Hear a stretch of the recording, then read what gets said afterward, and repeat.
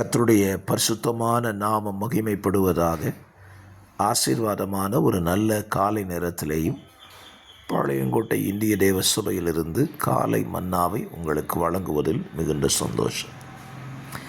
ஒவ்வொரு நாளும் கர்த்தருடைய வார்த்தையை நீங்கள் கேட்பது, அதை வாசித்து தியானிப்பது உங்களுக்கு நன்மையும் ஆசீர்வாதத்தையும் கொண்டு வரட்டும் என்று சொல்லி வாழ்த்துகிறேன். இந்த நாள் அக்டோபர் மாதம் 18ஆம் தேதி சனிக்கிழமை காலவேளை.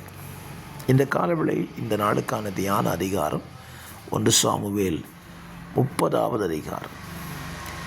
தாவீதின் வாழ்க்கையில் நடந்த ஒரு முக்கியமான சம்பவம். அவன் வாசம் பண்ணியிருந்த சிக்லாக் அமலேக்கியரால் கொள்ளையடிக்கப்பட்டு திரும்ப தாவீது போய் அதை யுத்தம் பண்ணி பிடித்து கொள்ளுகிறான். இந்த சம்பவத்தை இந்த அதிகாரத்திலே வாசிக்கிறோம். இந்த காலை தியானத்திற்காக தாவீது சொல்லுகிற ஒரு வார்த்தையை நான் உங்களுக்கு வாசிக்க விரும்புகிறேன். அதனுடைய 23, 24.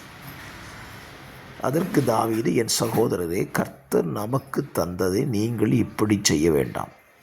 கர்த்தர் நம்மை காப்பாற்றி நமக்கு விரோதமாய் வந்திருந்த அந்த தண்டை நம்முடைய கையில் ஒப்பு கொடுத்தார். இந்த காரியத்தில் உங்கள் சொற்கேட்க யார் சம்மதிப்பார்? யுத்தத்திற்கு போனவர்களின் பங்கு எவ்வளவோ அவ்வளவு ரஸ்துக்கள் அண்டையில் இருந்தவர்களுக்கும் பங்கு வீதம் கிடைக்க வேண்டும். சரி பங்காக பங்கிடுவீர்களாக என்றான். தாவீதினுடைய மனதை பாருங்கள்.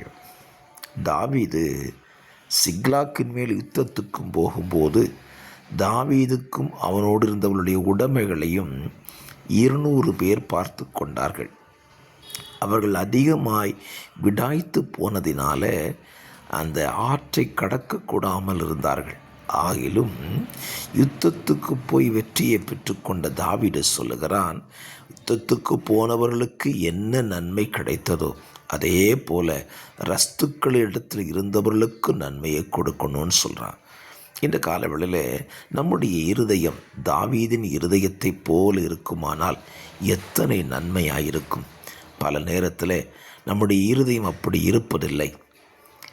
ஜெபம் பண்ணினவர்களுக்கு நன்மை கிடைக்க வேண்டும், ஜெபமே பண்ணாதவர்களுக்கு நன்மை கிடைக்கக்கூடாது என்று எண்ணுவது தவறு.